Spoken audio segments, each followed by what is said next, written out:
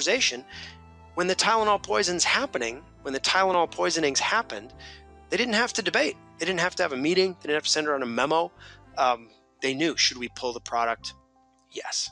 Should we deal very openly with the legal community? Yes. Should we invent tamper-proof packaging? It's a no-brainer. So that purpose, we sometimes think of purpose as something that's kind of in our heart or something that's in our gut. In fact, it's in our windshield. Like, building the windshield of purpose is probably one of the most important things that any leader can do, because it allows you to do what Johnson & Johnson did, which was navigate this very dynamic, volatile situation and know where you're going and not get distracted and not get swept off your feet by moments, because you know where true north is and you can find it together. So that's why purpose is so important, because it's not really purpose, it's navigation. And navigation is a problem that every leader and every group faces. How do we navigate this world and keep true north in front of us all the time?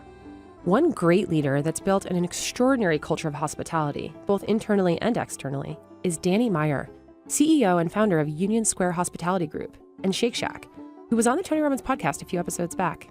He was like a lot of people. He opened a restaurant in the 80s, and it was extremely successful. And then Danny Meyer opened a second restaurant, and they both began to fail because he was the culture. Like, he couldn't be in both places at once. And so when he was in the room, everybody knew how to behave. They knew what was important. They knew how to act. They knew what the priorities were. But when he started not being around, they both started to really struggle, both restaurants.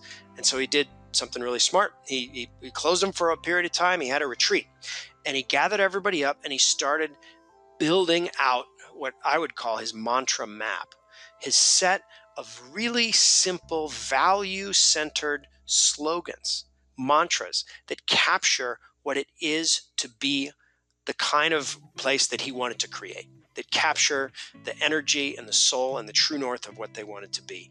And they were a bunch of really, it's kind of funny to think about, because when you look at them, they're a bunch of really kind of corny slogans. There are things like the excellence reflex.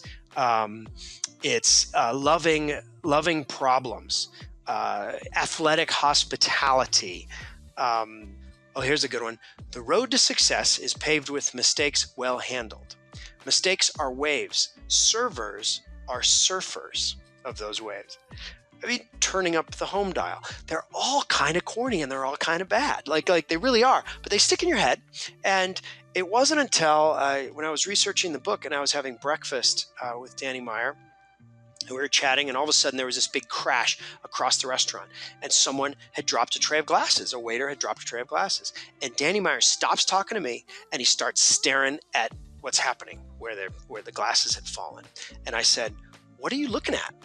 And he said, "One of two things is about to happen. Either the people in this restaurant, the workers in the restaurant, are going to come together and they're going to clean up this mess, and the energy level in this room is going to go up, or there's going to be some hint of anger, blame, resentment, and the energy level in this room is going to go down." One of those two things. And that was the moment for me where his mantra map really made sense. Yes, it is corny, and it's also genius. Loving problems, the excellence reflex, athletic hospitality. Mistakes are waves. Servers are surfers of those waves. That's really where it became important that this windshield that he built, this windshield was continually helping to navigate and making that culture that was in his heart. It's not enough to be in his heart. It has to be explicit. And that challenge of making it explicit, I think, is one of the cool, and I think if I had to recommend one thing to do, it's like, think about building your own mantra map. What is your version of those things? What are the key things? How do you want people to react when there's problems? What is your true north? What are you aiming for in the end?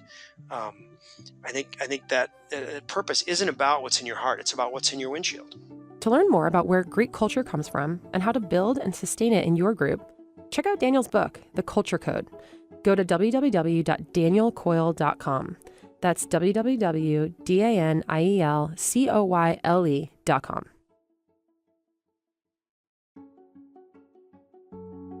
The Tony Robbins Podcast is a collection of interviews and stories and is produced by the Tony Robbins team. Copyright Robbins Research International.